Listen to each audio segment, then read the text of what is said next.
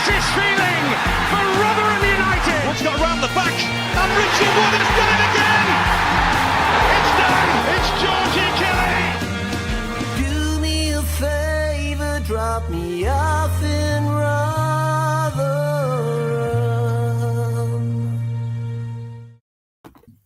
Hello, everybody, and welcome back to New York Talk. This is the Rotherham United podcast. Thank you all for being with us on a Monday, which feels a bit wrong, to be honest with you.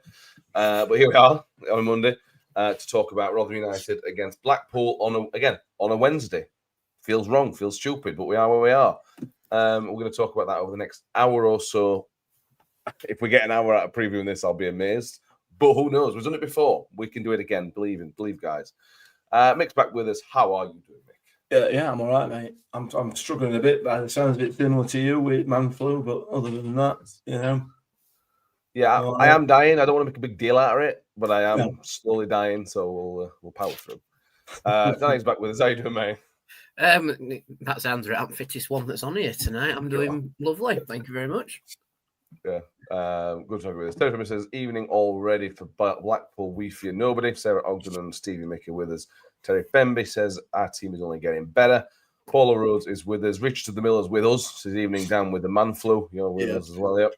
Paul Chadwick was a Showstone General Concern. Darren Cook. And Terry Femby says, whiskey, boys. Whiskey. Stevie Mick said, I'd also like to say how considerate it was for the Millers to give us a ratings-free Saturday to go down to Wembley. We talked last week, Mick, we're going to briefly touch on this. We talked last week about being proud to be Rotherham fans. Saturday was another example of why we are proud to be from Rotherham. This is a Rotherham United podcast at the end of the day, but we are all from Rotherham. And what was it, 10, 15,000 people following the band from Rotherham down at Wembley. We were one of those people. We were one of those groups of people that went down on Saturday, and they're representing the town. They might not be Rotherham fans, who cares? But they're representing this town bloody very well. Oh, mate, they are just that's exactly the point.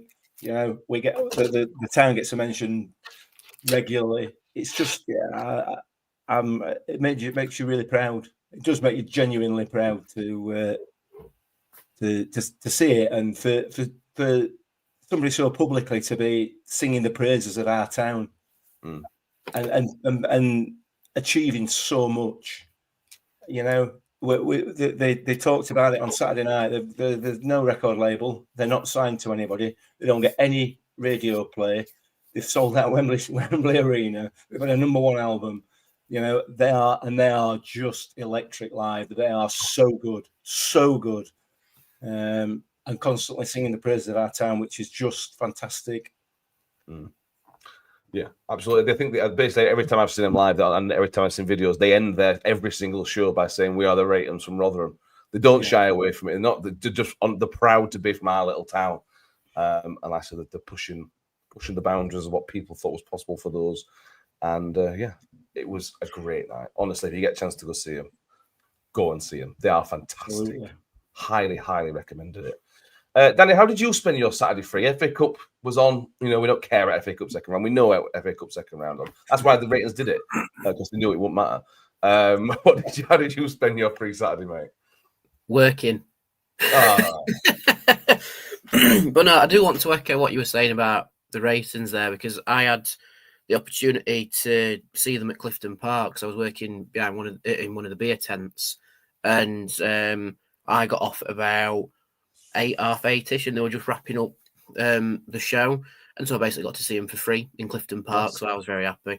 I've seen videos of them at Tramlines. I think they're the only headline act in Tramlines history not to have a record label. So. And if the videos are on TikTok and on YouTube and everything, if you want to watch Red Smoke at Tramlines, it is phenomenal. I was there. Absolutely, it was very, very phenomenal. Yeah, and if I wasn't working, I would have had a look at going down to go see him at Wembley as well. But, you know, I have to pour beer for some people on a Saturday, and it was FA Cup weekend, and we took an absolute killing on Saturday. So I contributed to the economy, we'll say that. That's fair. That's fair. But you got the better end of the deal, mate, because me and Mick have clearly picked up flu from down there, and you're going strong. So you say that everybody who I've come into contact with seems to have a sniffle at the minute, but I'm fine. So it's probably going to hit me on Christmas Eve. I was about to say, it's better to get it now rather than Christmas, isn't it? Yeah. It's because we've been down to dirty London, isn't it? That's what it is. I hate London. I know Tom lives down there and Joy's been there, but I hate London. It's horrible. We were off the motorway for less than 2 minutes and we were almost involved in an accident. Somebody decided us straight away. Horrible. Don't recommend it. Anyway, yeah, there we go. Right, we get into the football side of things, and it's the name of the show is the start of a busy period, busy time. We have, by my calculations, and I did rough calculations, a bit of research, which is a rarity for this show, I know. 7 games in the next 25 days. That starts with Blackpool on Wednesday and ends with Mansfield on the 4th of January, so I think it's a Sunday. It's not make or break because there's still probably half a season left. But if you have a good run in these 7 games, if we have a good run, we will be in the playoffs. If we have an amazing run, you'll be in touch at top 2. That's how important and how consequential this run of games could be. We're in touch with top 2 already. You know, what is it? We could be in the top 2. What is it? 6 or 7 points? Is it something like that? You know, when it comes around to April, if you're 6 points off playoffs or back into March, you know, you're in touch, aren't you? So it's very, very close. It's a really close division, and yeah, it's like you say, it's not make or break at all, but it's a really, really important period. And if and I mean it's a massive if we went through this period with the unbeaten run intact, we will be there or thereabouts. I don't think there's any doubt about that. So I've not seen anybody yet, and I don't want to tempt fate because you know that the end the run that we're on will come to an end. That's inevitable. Yeah. Like it did last time with 20 odd games unbeaten, then went to Accrington on Boxing Day and got beaten. I seem to remember social media exploding as to how crap we were as well after that. Correct. After 21. Anyway, there's another story. Yeah, look, it's an important period of any football season, the Christmas period. But given the run that we're on, it makes it even more so. So I'm really looking forward to it. I can't lie. I'm really looking forward to it. Yeah. And again, we've got time to look into this, Danny. We don't normally kind of look this far ahead, but if you look at this run of fixtures, most of these teams are not in great form. You've got Blackpool tomorrow, we'll go into more detail with, who are in a really, really big rut. Plymouth, who are in a bigger rut of form. You then have Huddersfield, who are hit and miss at the best of times with their Northern football, or whatever their chairman called it. Bolton on Boxing Day, you probably fancy them away. That's a tough one. You got Blackpool again, which is stupid, who are against who in a rut. Peterborough, who nobody fancies, and then Mansfield, who, as we saw at their place, a massively hit and miss. This is all of those games, and the other teams will be saying this about us, but every single one of them is a winnable game. So there is the possibility. It is realistic to go through there and pick up a significant amount of points. Yeah, I think it's one of those runs where you look at it and there isn't really a team that scares you going into that run. It's not like we're facing Cardiff away because we've already been there and done that and lost 3-0. Same with Bradford and Stevenage, because Stevenage seem to be our like weird kryptonite. I think it's Alex Ravel's fault. But no, I think we could have asked for a kinder run of form through the festive period, don't get me wrong, but the run that we have got and the position we're in and the form that we have been in, where we've channeled the never say die attitude really well over the last 9 league games. There isn't a team there that just goes, yeah, no, they'll beat us. You know, like I say, maybe Bolton, maybe Huddersfield potentially. If the run was to end there, I don't think we'd argue it too much. But every one of them games, I agree. There's at least a point on offer in every single one of those games. But for me, I love the festive fixtures when we start getting into the run. We've already had 3 daft results, daft score lines already, and we're one of them.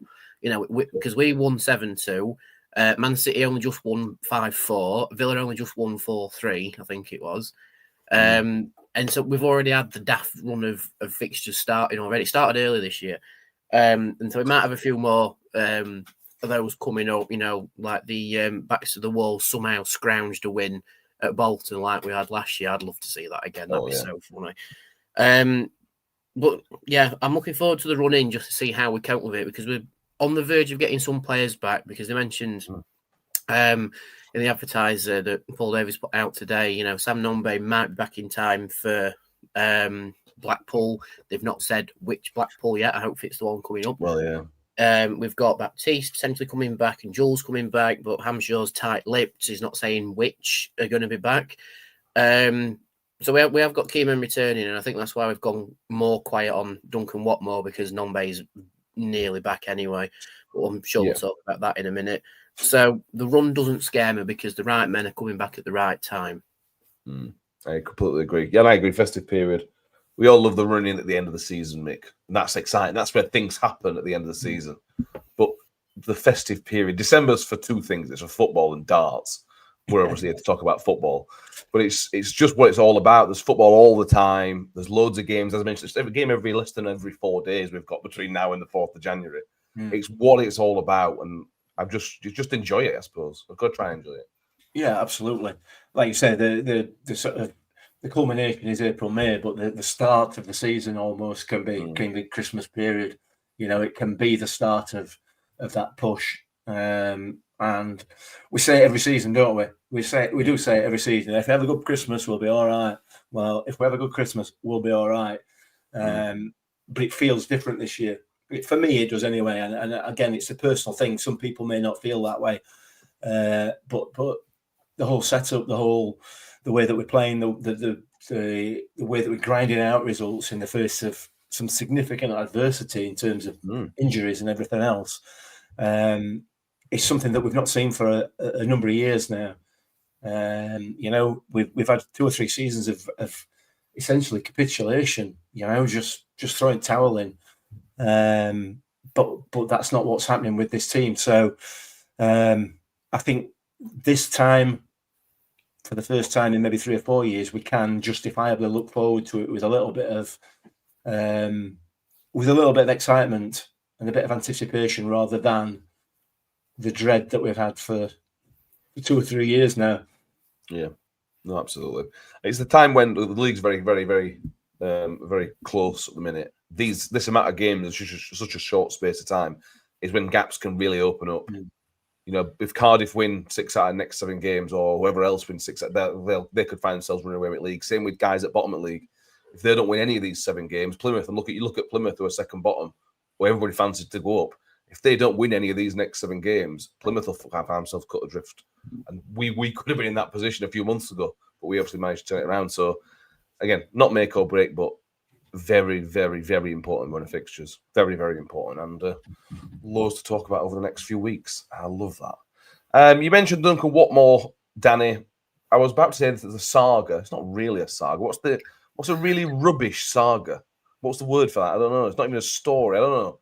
Whatever. It more feels like we're just kicking the can down the road. Yeah. It was a done deal, Danny. It was a done deal. I don't know, whenever it was, a week ago. I'm sure seems to be really, really coy on it now. Really, really coy. I don't really want to talk about really, really pushing it down the road. Interesting. I just think it's interesting the way Matt Amshaw's played it, to be honest with you. I in an interview a week ago, whenever it was, I was convinced we were signing based on what he said. And now it don't look like it's going to happen at all. Yeah, he's been uncharacteristically coy about it. It's like when the rumours first started appearing that Wednesday weren't going to sign him and we might nick him off them, Hampshire was like, oh yeah, he's a great player, and now he's come out in the press today and gone, who's he? So it's a bit, hang on a minute. But no, it's one of those. I mean, I said on Radio Sheffield when I was last on there, and then got called out for it on the last show that I was on, which felt weird. But I wouldn't mind if we did sign him, but I also wouldn't mind if we didn't. Because like I've just said there, the right men are coming back at the right time now. But at the same time, there's nothing saying that Nombe might not get injured again. There was an article from the Advertiser that hinted at Etete and Sheriff both going back in January, whether it's permanently or to deal with their injuries. I don't know. And I'm sure the Advertiser doesn't know, but I kind of see that happening. So are we going to wait until Nombe gets a full assessment ahead of Wednesday and then make the move from there? I don't know. Maybe there's an issue because Wednesday have applied for that third free agent thing that could be in the works. Maybe Duncan Watmore is just asking around other clubs to see if they want to sign him. Maybe Stockport wants to sign him. Who knows? Because he's trained at those before Wednesday. we don't know. We don't know the full picture. We just know that his name keeps popping up as an if and maybe, and now Matt Hamshaw's gone weirdly coy about it. So I'll echo Matt Hamshaw and say we'll just have to wait and see what happens. Yeah, I would have been a fan of signing him just for the bants of signing him when Sheffield Wednesday wanted him. That'd have been funny. Outside of that, I don't know. How do you feel about the way Matt Hamshaw's played it, Mick? Because I genuinely think it's been interesting. It's very different to Steve Evans. It's very different to Paul Warne. He's played it in a weird way, which makes me now think in future I don't know what to think when he's talking about transfer, because I thought one thing, I now think another. I wonder if he's played it really, really well, to be honest. Yeah, you could argue that, couldn't you? I mean, managers do like to keep these things under wraps anyway. They don't particularly want things getting out into public domain until it's a definite or until it's actually happened. So maybe he's played his cards close to his chest. Maybe they were in for him and then decided, look, Nombe is getting fitter and we should be fine. We should be all right. Maybe something's happened with down road with Pigs. Who knows? But I think he's played it well. I think he's done. He's kind of. Use a cricket analogy. He's played it with a straight bat, and he's just a novel idea. I'm just blocking this, aren't I? See what happens. So yeah, I don't have no problem with it at all. No problem at all. No, I agree, Catholic. I like it. He's got showing a bit of his media savviness, I think is what I'm trying I think so. Yeah, I think it's more of a mustache twirler as well. Like, yes, I'm not giving you anything, haha. Yeah, but I like he's given us something which we all took as that, and then he's given us something else. I just think, I think I've maybe underestimated his media savviness. Do you remember on 8 out of 10 Cards when they had the when Sean Locke did the carrot in the box thing? I'm getting the same vibe from Matt Hamshaw with this now. It's like, yes, the carrot definitely isn't in my box, or it is in my box. I don't want this one. Yeah, that's possibly true. We obviously could be injured. Absolutely could be. That'd be better timing than if we'd signed him and got injured. Let's be fair. No, not that we wish injury on anybody, but that'd be better timing. We've got to a stage now where even when we talk about a player, they get injured. He's come and had a look at the Roundwood and he's just got injured straight away. That's how good we are. Yeah. Fell over a bottle in the car park and twisted his ankle. Yeah. So we'll keep an eye on it. I mean, I suppose from a transfer perspective, Mick, we are in a stage now of wait and see. Yes, it's 7 games in 24 days, and there's a couple of games after that. But at the same time, it's only 7 games of the entire season over a 46-game period. To sign Duncan Watwell or somebody else because we need him for 7 games before you can sign somebody else would be reckless and probably cost the club a lot of money. If he's not the right thing, he's doing the right thing. If we lose half of these games, we lose half of these games. But as long as we're in a better position at the end of January than we are going into it, and I trust him, I'm sure that we will be. I think you could strongly argue that it would be reckless just to sign somebody because we're struggling, because we're not struggling. You know, we may be struggling for bodies, but on the pitch and results-wise, we're not struggling. If we'd failed to score in the last 4 games and lost 3 of them, then it might be a different matter. Yeah. We're finding goals from all over the pitch. Jordan Hugill, whatever he's got 4 limbs, will be playing, whether it doesn't matter what state they're in, might sound by the looks of it. So yeah, I think I can see why we wouldn't. I can see why I understand the initial thinking that we could do with getting somebody in, but I think in reality, not signing somebody, given the January transfer window is less than a month away, and the form and the fact that we've scored God only knows how many goals in the last few games, I think it's probably the right decision not to sign him. If we don't, it might still come. Yeah, it might still come. Yeah, it might do. But if he does, the bottom line with it is with the situation we're in at the moment. If he does, we've got to have. There's got to be more on offer than just the next 7 games. Yeah. There has to be. He's got to be up to speed as well. You can't carry players. You can't carry new players in this run. No. If you were going to build him up, you'd have signed him post Wickham, wouldn't you? Yeah. Get him a virtual trophy. Get him a weekend off, whatever. I feel like the bus has passed. That's not the phrase, is it? Ship. Ship has sailed. Yeah. We'll go with that one. I'm pretty sure that's not right either, but It it's is. fine. No, that's right. Yeah, ship Okay. sailed. But I don't know whether it ever set off in first place, to be honest. I'm not 100% convinced.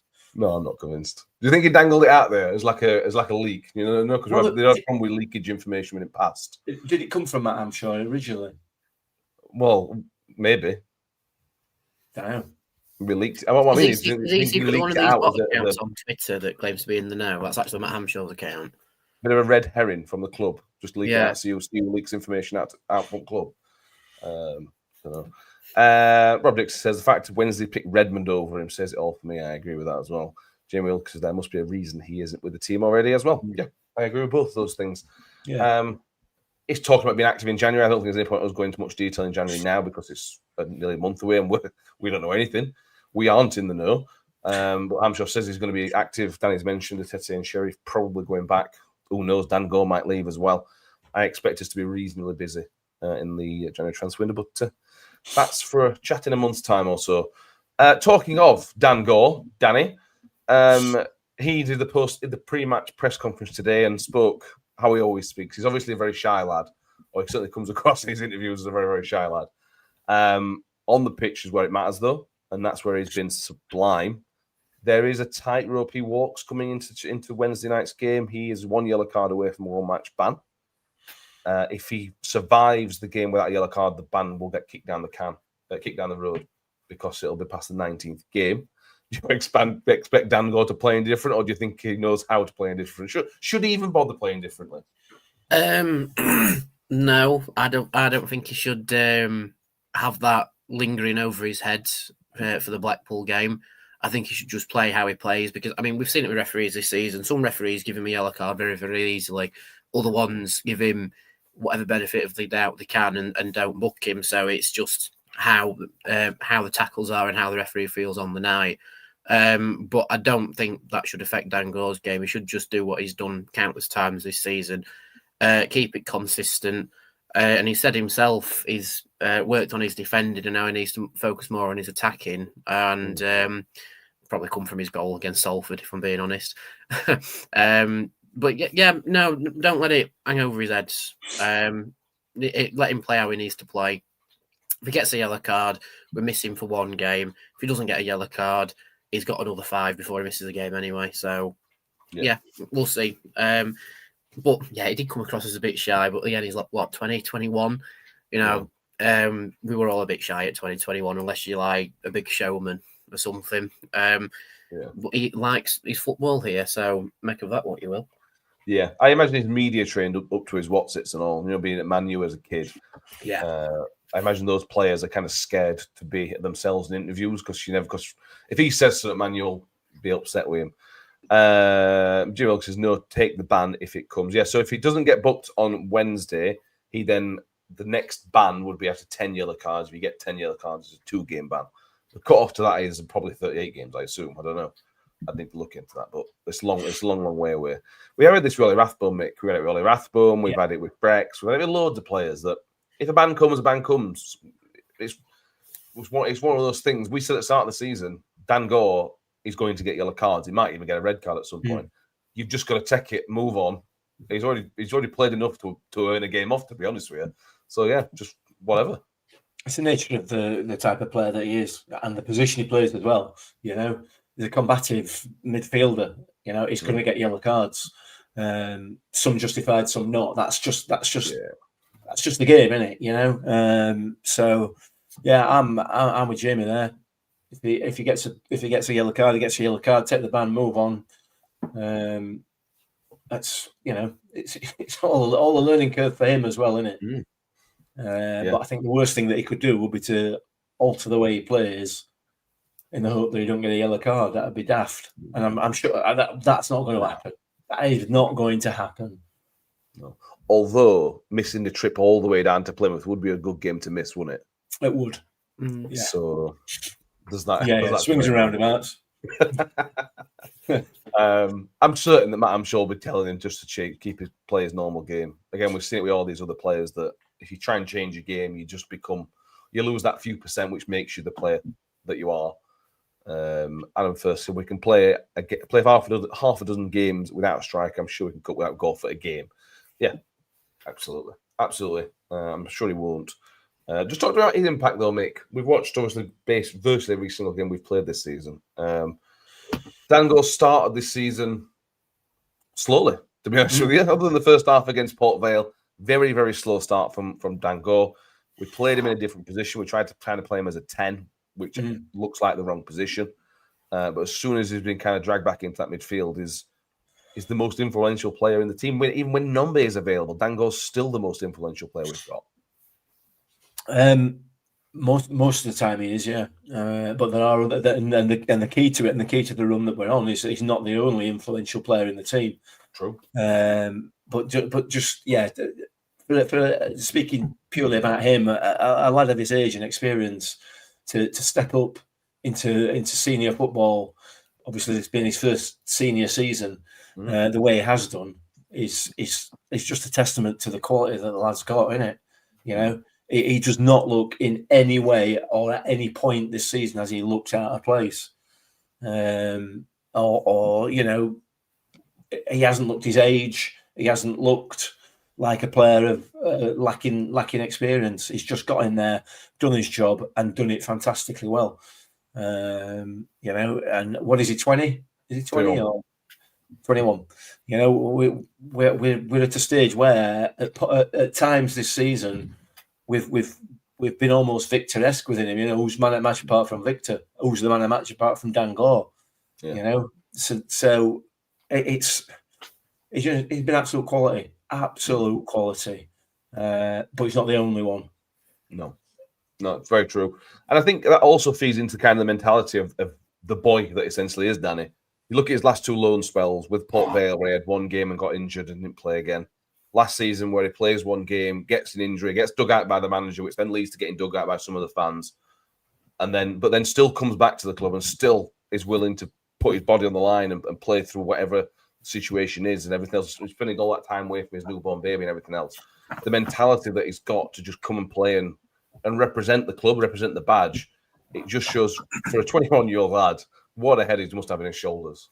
Yeah, kissing the badge in his goal celebration as well. Happy days.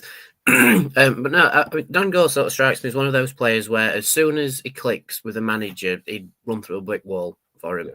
Yeah. I mean, with the one game at Port Vale, it may have turned out differently if he didn't get injured, but we'll never know.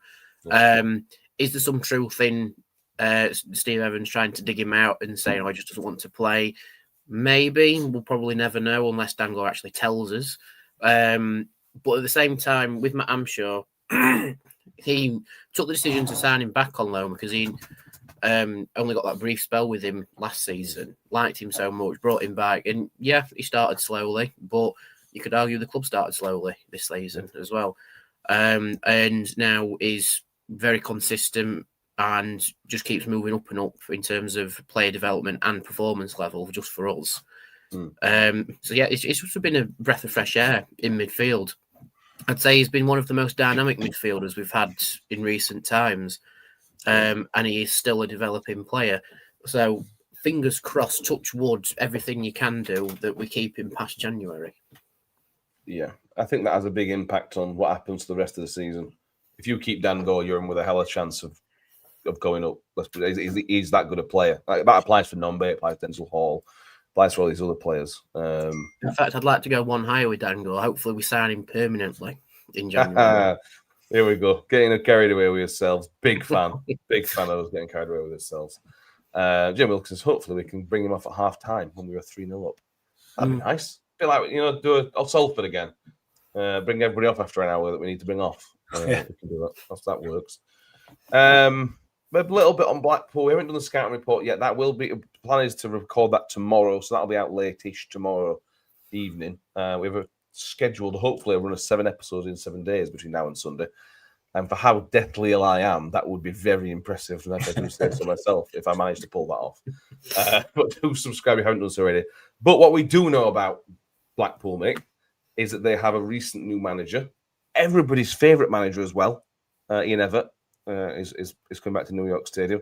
The last time he was at New York Stadium, I don't know if anyone remembers, he got beat 3-1, 4-2. What were Bolton? Can't remember. Oh, whatever. I think it was 4-2. They were They got dreadfully took an unlucky. absolute pounding, and not only did his team take a pounding, Mick, other than Steve Evans last year, I don't think there's many managers that have took an absolute battering off his own fans as much as Ian ever did at New York team.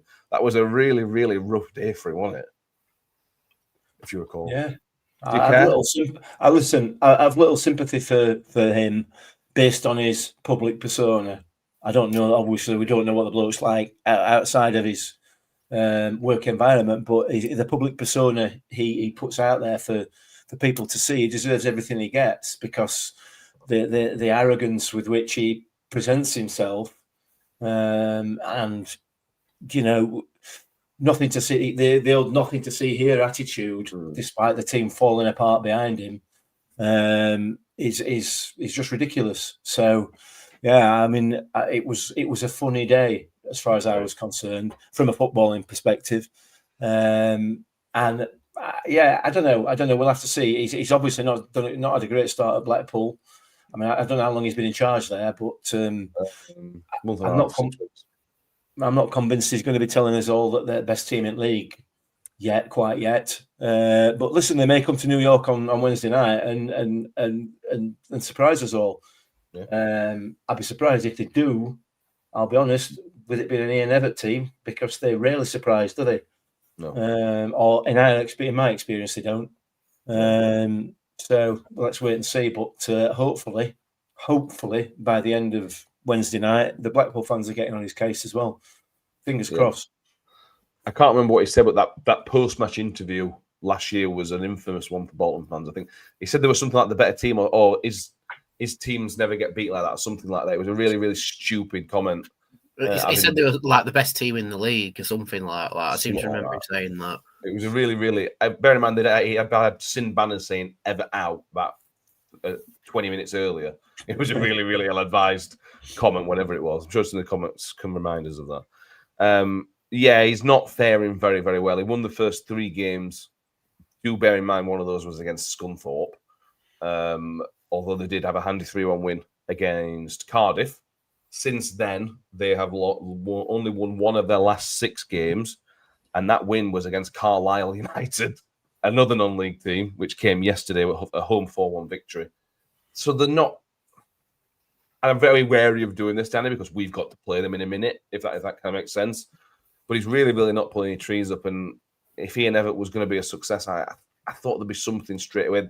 This is a proper team as well. These have got some really, really good players. They are massively underachieving, Blackpool.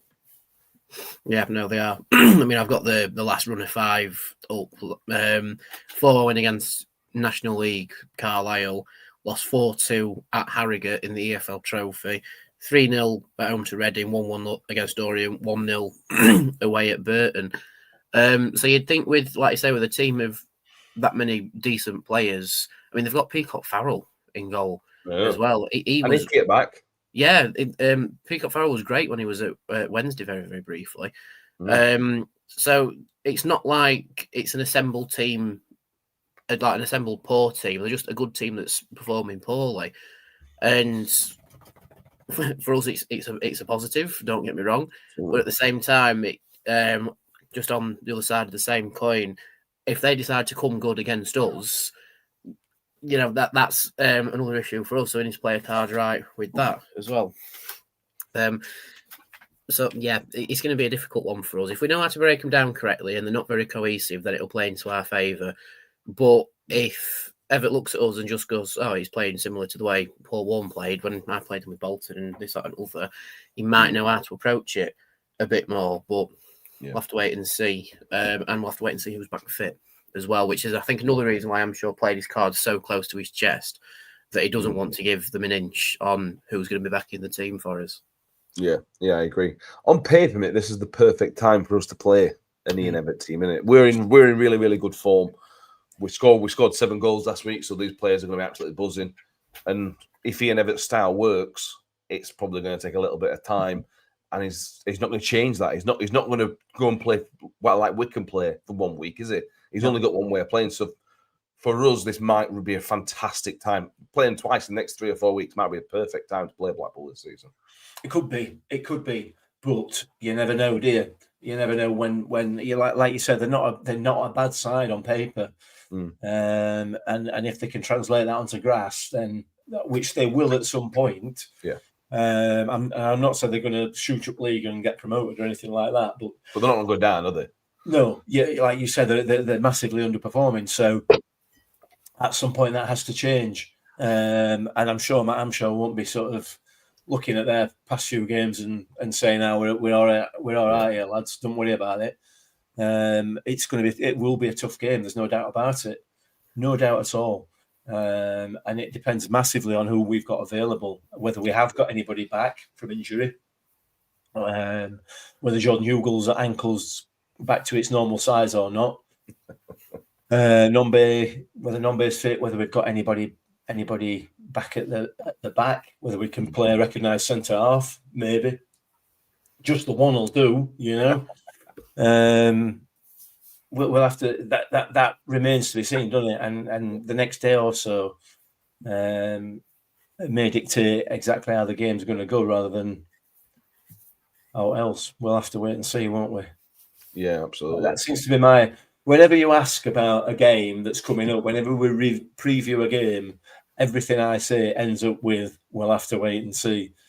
Yeah, hedging it. Not very insightful, is it? You're not sticking your neck out for any sort of kind of.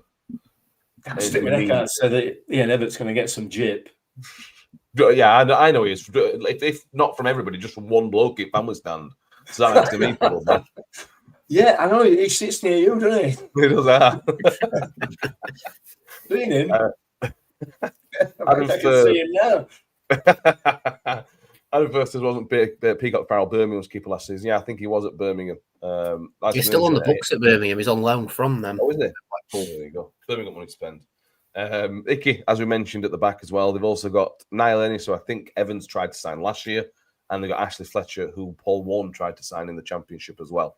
So they've got players that, as a club, we'll be aware of, and Matt Amshaw, because I tried to sign a couple of these, we'll be fully aware of as well. So they're not strangers. It's not going to be easy, but at the same time, it could be a good time to play them. Bear in mind the form that we're in. Let's touch on Jordan Hugill, Danny. Amshaw said he's basically available. He was the only person he kind of said he was fine. He was asked, how's Jordan Hugill? And he said he's absolutely fine. So for me, that's Jordan Hugill back to full fitness. And assuming he's got some mobility back in the ankle, well, no matter who we play in this league, if Jordan Hugill gets that mobility around, it's going to be a hell of a nightmare for whether he comes, Icky or anybody else. Yeah, that big centre half mentality as well. That he knows what he's doing.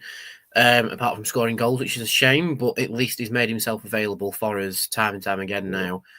And yeah, like Mick says, hopefully his ankle does actually fit into the top of his boot now. It's a good job he doesn't wear those boots that have got a special ankle sock built into them, because he wouldn't get it on this time last week. But yeah, John Hughes will back. That's good. I think if he's fit and ready to go, that's probably the first name you'd put on the team sheet, certainly in attack. We'll have to wait and see with Nombe. Probably Martha's in there as well, I reckon. But it's interesting that, at least according to football, Birmingham, goodness me, Blackpool, should I say, they set up in a 3-5-2, but more of a rigid 3-5-2 compared to us. So if we can be dynamic with our approach to it, we might be able to play around them a bit, which I'm saying Hugh will hold up play, someone to run beyond him, go in midfields. We should be seeing a few, jinxed it now, should be seeing a few good runs forward from us, fingers crossed anyway. Yeah, you'd hope so. There's no real news on Nombe, Mick. Is that to be expected, that you think Nombe could still play? I'm not going to start, is it? I just think that's pie in the sky, if I'm honest. But even if we saw it against Northampton when we got that win, first away win at home, whenever it was, when we got how important Nombe was. Like, if you can squeeze 20 minutes out of Nombe, no matter what the game situation is, that would be a hell of a tool. Yeah, I think if he wasn't going to play, I think he'd probably have said so by now. Probably. I think there would have been some discussions on that. So, but yeah, given the way that he was brought back last time from injury, you know, if he is available, we'll get 20 minutes out of him in second half. And that'll be about it. He'll be eased back into it. So it'd be nice to see him back. Absolutely, it would, because it would massively boost our attacking options in the way that we can set up. However, I think at the moment we're going to play the bulk of the game without him, whether or not he's fit. Obviously, if he's not fit, it'll be all of it. But you know what I mean. Yeah. So let's not pin our hopes too much on Sam Nombe for the next 2 or 3 games. Let's hope he is back on the bench and can give us a little bit of time. But we're probably going to need him more towards the back end of this Christmas period. So it's really, really important that he's back fully fighting fit when he does get on pitch, isn't it? Yeah, it's not particularly helpful. We've got 2 games so close together. The Blackpool has been moved, so it's not only we'll play Wednesday night, we'll play to travel down on Friday morning to Plymouth. So you got 1 rest day in between, which is really, really not ideal, to be honest. But it is what it is because of Blackpool's FA Cup game getting moved. Jim Wilkes says Martha and Benson either side of Hugo just behind. We kind of saw that in the Virtual Trophy game a little bit, Danny, but obviously with Ayres as the central striker on that one. Without Number, that appears to be the obvious way to go about things. It didn't really work against Wickham, but it worked an absolute treat against Salford. So it's going to be interesting which way it goes. Yeah, definitely.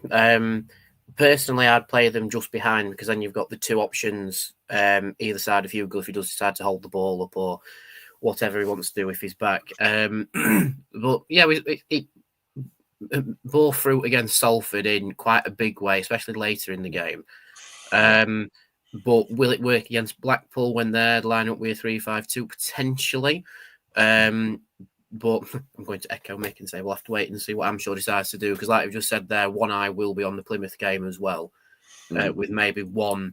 I mean, don't even that it's a Wednesday; it's an evening kickoff as well, so that eats into Thursday a little bit with recovery time as well. Then you have to travel maybe Friday evening straight after training, so there'll be 1 game on Plymouth for sure. So maybe that'll dictate whether or not Nombe does get used if he is back fit, like you say. But certainly with the lineup behind Hugo, I'd keep Hugo as your out-and-out centre forward with 2 10s in behind him because it's worked for us before. And it worked against Salford, so hopefully it works against Blackpool as well because it seems to be a system that likes us at the minute. Yeah, it does. Yeah, absolutely does. Interesting to see how it kind of plays out. Midfield picks itself, Mick, a minute. Well, yeah, it does. It does pretty much, yeah. But you've got an embarrassment of riches. We've said this before, haven't you? Yeah. I mean, you've got an embarrassment of riches in there. So Dangore's in there. Benson's probably in there. Kean Spence is in there. Yeah. And then anybody else? Powell, maybe Powell's still playing out wide left. It depends whether Zach Jules is back. It depends what's happening at the back. Is Baptiste going to be back? There was talk about Baptiste being ready, which would then allow us to put Reece James out wide. So the midfield is a little bit fluid and dependent on what's happening at the back. I would argue, but we've got an embarrassment of riches in that midfield. Like I said, Absolutely. You've got Drew Yearwood chomping at the bit to get on. So we're all right there. It's up front, which I think you've discussed, and then what's going to happen on the back is the next issue. Again, we talk about it and keep mentioning it. I think it's worthy of mention every time. We're on this 10-game unbeaten run, and we hadn't played a recognised centre half for all 10 of those games. Yeah, and probably just 1 recognised striker for most of them. Yeah, absolutely. But Mick's right, Danny. This is where the conversation. This is the real talking point now. I seem to remember that Baptiste was very close to the Wickham game. I think I remember Hampshire mentioning that. So therefore, he's going to be available for this game. Again, whether it's start or finish is obviously in the question. Tom Holmes should be ready for a start, you would expect now. He's played now or last week in the Virtual Trophy. If he's not ready for a start now, I don't know when he's ever going to be ready for a start. But then the questions become, because Douglas has been faultless, basically, since he's come into the team. But having seen Douglas and Holmes play together twice now against Wickham and in the Virtual Trophy, that fills me with a little bit of dread because there's not enough legs there, there's not enough pace there. But then what do you do? If Baptiste's available, do you say to Douglas, well, you are because you're not the senior player, Tom Holmes is our man, we're going to swap you out, or do you kind of rinse Douglas until he does make a mistake or until he gets injured or whatever the case may be? This is the big decision for me. What do you do in terms of that? Probably the middle position. Yeah, this is why I'm not a football manager, because it's just an overload of information. I think the the right hand side, we've sort of got that down because you've got Rafferty as the right centre half, and then you've got Hall as the wing back, and that works because we saw Douglas there against Salford, and he just looked uncomfortable. He didn't look comfortable on the right hand side. He's definitely more of a central defender. And he's just playing well in that three, but I think it's because he's got the support around him, because Rafferty and James have supported him massively in those roles. If you bring Baptiste in, will it upset it with it being another young player? Potentially, but we don't know until we've tried it, unfortunately. And it's one of those things where I'm sure can see it in training in a non-competitive environment and see it works.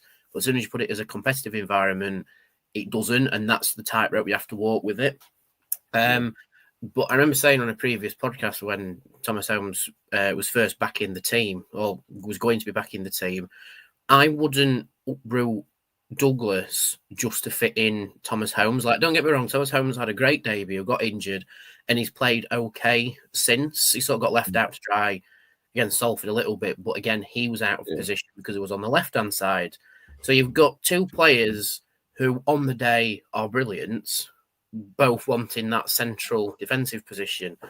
But then that's a good thing to have, because if Douglas takes and starts and takes a knock, or he's been run ragged by a centre half, or he's just not having a good game, you have the option to swap him out straight away, which is a good thing to have now we actually have bodies back.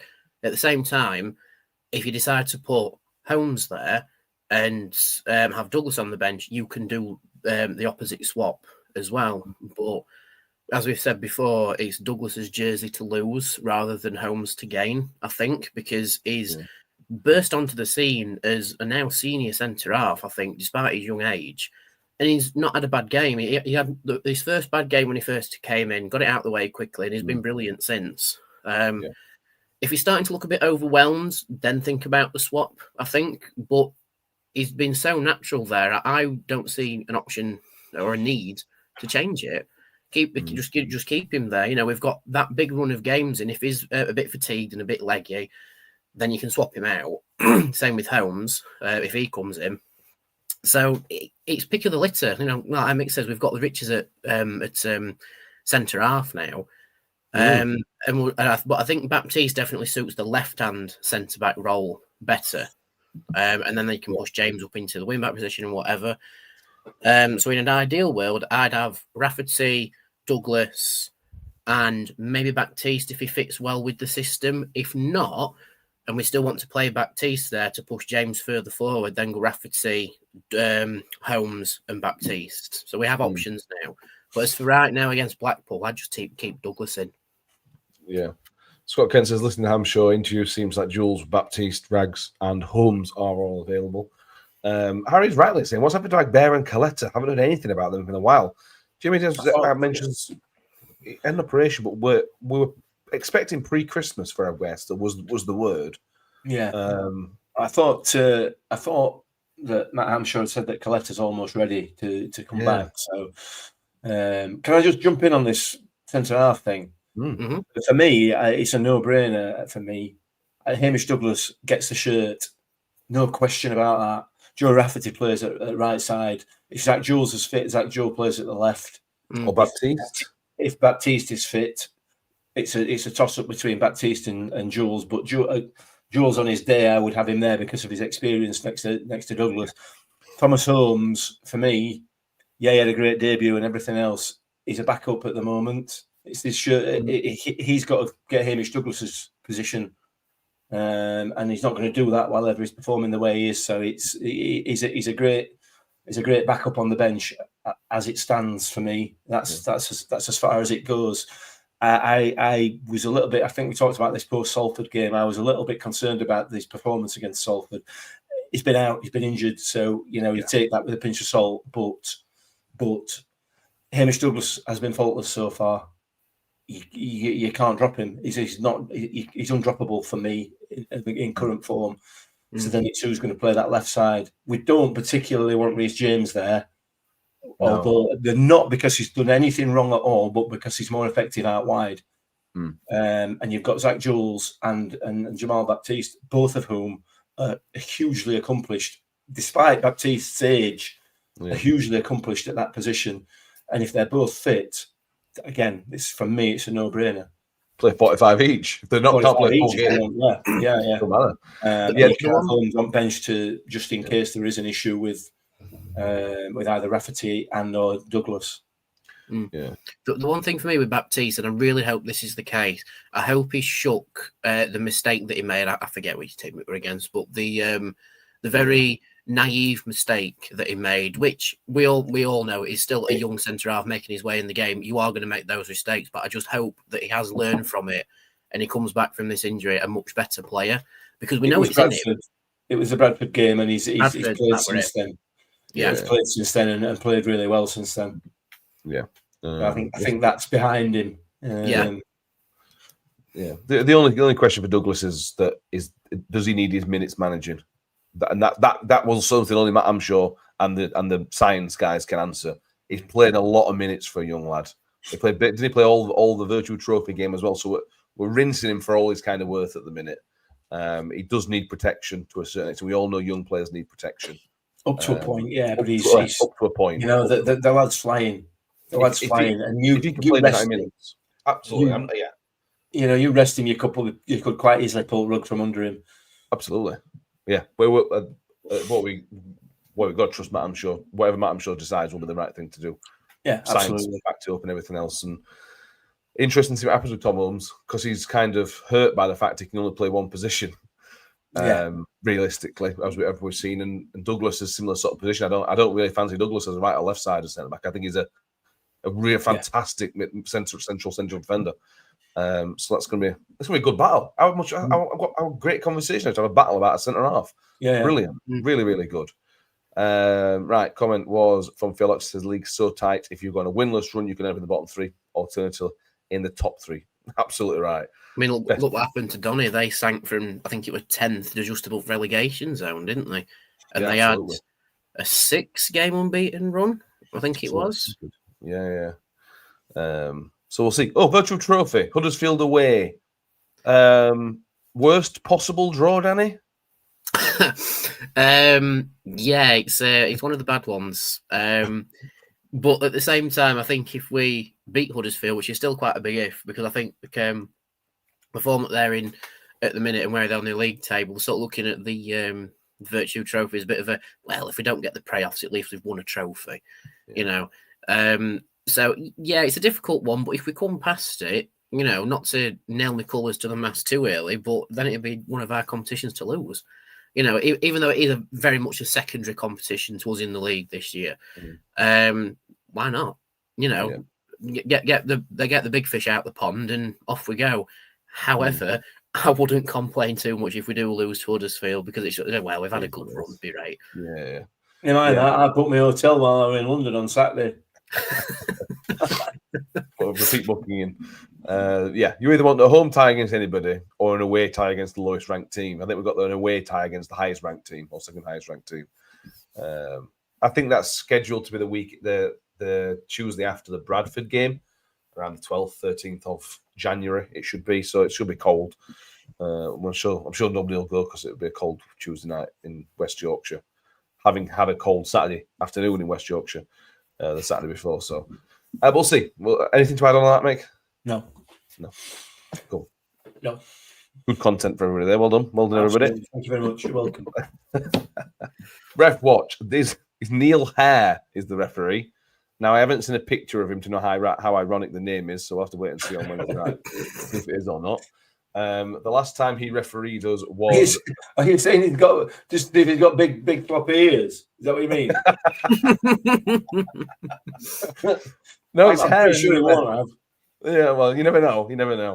The last time we refed us was the 0-0 against Bristol Rovers last year, which is when their goalkeeper had an absolute worldie. I don't recall any incidents. There probably were. But off the top of my head, I couldn't think of anything. Our record against Blackpool, go on, what do you want to guess? Is it a really good record or a really bad record? Because it is one of the two. It's a really bad record, isn't it? I seem to remember this from Championship when we played them there. I'm going to say it's a good one. It's a fantastic record. Is it really? 14 unbeaten, going back to 1997. Okay. Fair enough. Is that overall or just in this division? All competitions, that. Bloody hell! What I would add to that, Mick is probably right. Probably remembers all them terrible visits to Blackpool, because I don't think I've seen a goal at Blackpool. I think I've been 3 or 4 times to Blackpool. It's been 0-0 every single time. It's just the worst every single time. But our home record is games. You remember the Joe Rafferty goal last season to win it in the last seconds against that one, which was obviously an amazing moment. Matt Hamshaw's first game, I think it was first home game at least anyway. So there are good memories, really good memories, I in general. The last defeat at Rotherham was in 1996. So the 96, 97, if anyone was there in 96, 97, I seem to remember that was a terrible season. If anyone would like to correct that. So that's probably why Blackpool did the double overs. Right, prediction time. Mick, I will do a league update after the Plymouth game. I haven't had time because I've gone down to London and everything else at the weekend. So I'll try and do a league table update because Kev has got 2 correct results in a row. So I suspect Kev will be jumping up the table, but I'll need to check exactly what that looks like. So Mick, as the current champion, the defending champion. Not for long though, is it? No. I always like to say. I'm going to go 3-1 Rotherham. Okay. Goals. Yeah. Danny. Well, I have a feeling I'm bottom of this league because I don't feel like I've got one even remotely correct very recently. I don't think so. I'm going to keep it fitting with the festive football and say 3-2 to Rotherham. 3-2. Fascinating.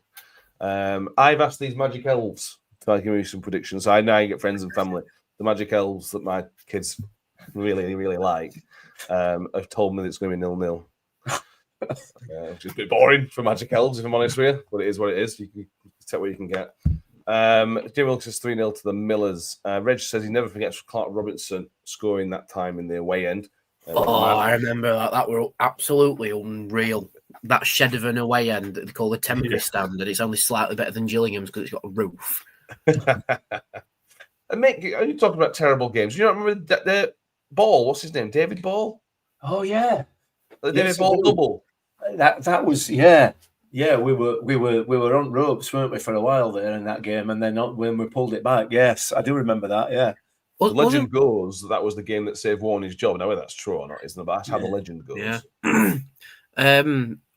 Wasn't Blackpool the last game of the 2017-18 season as well when we won playoffs? Blackpool at home last game of season.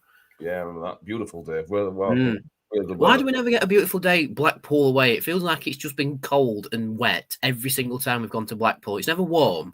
You know, it's never like August or May when we actually go to the seaside. It's only when we play them at home or it's in the winter. So you're telling me a trip to Blackpool on the 27th or the 29th of December is not sounding very sexy to you, Danny? Is that what you're saying? No? Well, it depends on A, what the Christmas lights are like, and B, if it snows. Yeah, fair enough. That's Is a trip to Blackpool could a trip to Blackpool ever be described as sexy? Is that Probably even not. possible? I'm sure you're upsetting some Blackpool people, Blackpoolians. I'm sure the vast majority of people from Blackpool will agree with me if I were to describe it as Rotherham by the sea. Although I will throw another one into this. I know we've not done it for a while because we've been in different leagues, but which is better, Blackpool or Cleethorpes when you go to Grimsby Town away? That's like asking, do I want to be strangled or shot, isn't it? Exactly. Exactly. I don't know, to be honest with you. Let's get Scarborough. We'll go Scarborough. We'll get Scarborough FA Cup. We'll go Scarborough. Yeah, okay. We'll take that. Millers says, Scott Kent says 3-1 to the Millers. Terry Fimmer says 3-0. Harry says 2-1. Case says 3-0. James Spence Nombe. Steve Mick says 3-2. Mr. Copy and you, Danny. Chris Tether says 3-1. Rob Dixon saying it's worse. Blackpool's worse. I don't disagree with you, Rob. But they have the sea, I suppose. Then There we go. There we go, everybody. Casey asking when non-base, but we don't know is the answer. We don't know. We just know we know it's a Blackpool game. Matt I'm sure hasn't specified which one. It could be this one, could be the one just after Christmas. Who knows? Or the one next season. All these two games, Blackpool and Plymouth, if we get 20 minutes out of non-bay, that's really good, to be honest with you. I'm happy with that. And then obviously we've got Huddersfield and the kind of real festive period kicking in. Is there anything else we want to mention? I don't think so. I don't think so. Nick didn't want to laugh at Verstappen losing yesterday. Is that too childish of you? That too churlish? Nah, it's not. I'm not getting involved in that. I'm not going to laugh at that. Okay. I'm not going to laugh at it. I think, to be fair to the lad, if you want to talk F1 for a while, he's been all right this season. His attitude's been decent. You know, not too bad in comparison since Christian left. So yeah, we'll see how it goes. It's been a disappointing F1 season for me. Okay, fair enough. Anything else we want to mention that's tenuously football related? Don't think so. Wonderful. And go to bed. Yeah, Matt's going to have some cocoa tomorrow and go to bed. Correct. Thank you all for being with us tonight. It's been a pleasure talking Rotherham United with you. We will be back. So tomorrow evening should be the Blackpool preview show. That'll be 9-ish. It'll be quite late tomorrow night. That goes out because it's tomorrow night. We're speaking to It's the Not Orange podcast. I blame them as well, by the way, because last season when I was meant to speak to them, I was deathly ill. I had to send Mick to do it for me. So I think I reckon it's these Blackpool podcasts that are infecting me somehow. That's the only logical explanation that I can possibly think of. But I'll be out in theory Tuesday. Then we'll have the instant reaction on Wednesday, late Wednesday evening, straight after the game. That will make, and we might even get this right. We might have Ben back for a podcast on Wednesday. Ben's going to the game. Ben might be on the instant reaction. Can you believe it? Oh, get ready, all you Ben fans out there. That'll be so good. Are there any? You are? Are there any? Well, I don't know. No. None have let themselves known publicly. Let's put it that way. If there are any private ones, maybe some Mexican ones. I think there's probably at least one Mexican fan out there, I think. I'd have thought so. And then we're back on Thursday for a full review of the Blackpool game, full preview of the Plymouth game. And then we will try and get a preview from a Plymouth fan to preview the Plymouth game. And then we'll have the instant reaction on Saturday for Plymouth. But we'll talk about that. And then we'll have back on Sunday for the normal show. Please do make sure you've subscribed if you haven't done so already, because we'd like you to do so. We appreciate you being with us. If you have already subscribed, please give the video a thumbs up as well. We would very much appreciate that. Thank you, Mick. Thank you, Danny. Thank you, everybody, for being with us. I have now run out of breath. We will see you all next time. And as always, up the Millers. Up the Millers. Here comes for more. 2 for Jensen, 2 for Rotherham. Shoots!